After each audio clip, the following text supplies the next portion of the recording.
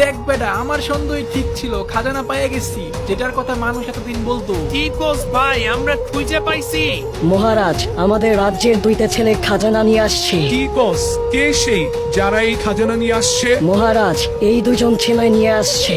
ওদের নাম হচ্ছে সাকিব আর দিবস। জি মহারাজ, আমি আর আমার বন্ধু এই খাজানা নিয়ে আসছি। অনেক কষ্ট করে এই খাজানা সমুদ্র থেকে নিয়ে আসছি। সাব্বাস ছেলেরা, তোমরা অনেক বড় সাহসের কাজ করছো। তোমাদেরকে আমি পুরস্কার দিব। না মহারাজ, আমাদের কিছু লাগবে না, এই সব কিছু রাজ্যের অসহায় মানুষদেরকে দিয়ে দেন। কিরে দিবস, এইটা কি করলি? আমাদের কিছুই লাগবে না। বাহ দিবস, তোমার কথা অনেক ভালো লাগছে।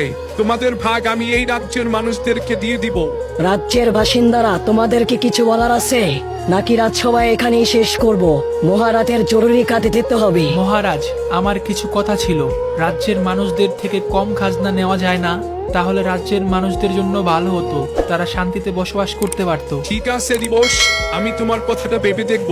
রাজ্যবাসী, এখানেই সভা শেষ। সবাই সবার কাজে যেতে পারো। দিবস, আমার মনে হয় তুই পাগল হয়ে গেছ রে। আমাদের তো রাজ্যের মানুষের কথাও ভাবতে হবে। আমি তো মহারাজকে পটানোর জন্য এরকম করছি। তরে আমি কতবার বলছি তুই এইখানে চুপ করে থাকবি। তুই আর আমার চাচা একই রকম, যখনই দেখোস চুপ থাক বলস। এখন কই যাবি বল? আরে আজকে তো ফিস্ট ফাইট হইব ফ্যাক্টরিতে।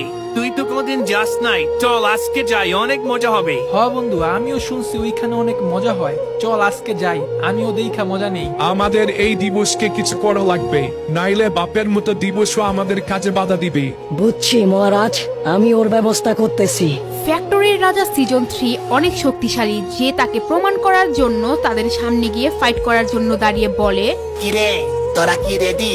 আবার ভয় পাইতেছ না তো? মহারাজ, আমরা 5 জন অনেক শক্তিশালী, আপনি আমাদের সাথে পারবেন না। তাহলে চলো শুরু করা যাক। এই কথা বলে রাজা দুজনকে কঠিন মার দেয়।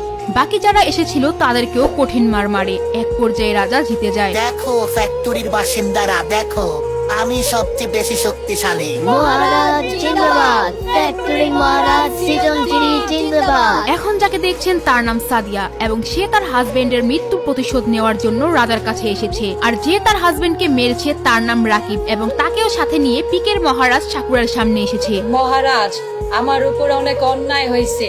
এই রাকিব আমার ঘর ছিনে নিতে চায়। না মহারাজ, এই মহিলা মিথ্যা বলতেছে।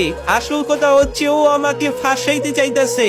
তাই বলে তুই ওর জামাইরে মাইরা ফেলাবি? মহারাজ, এই মহিলার কথা শুনবেন না। এই মহিলা তার জামাইয়ের সাথে ঝগড়া করে তার জামাইকে মেরে ফেলছে। এখন আমার উপর দোষ চাপায় দিতে চাইতেছে। কি উল্টা পাল্টা বলতেছ? আমি কেন আমার জামাইকে মারবো? কারণ তুই আরেকটা ছেলের সাথে প্রেম করস। এই মহিলার ক্লোকটা আর একটা ছেলের সাথে সম্পর্ক। এই কথা যখন তার জামাই জানতে পারে, তখন সে তার জামাইকে মেরে ফেলে।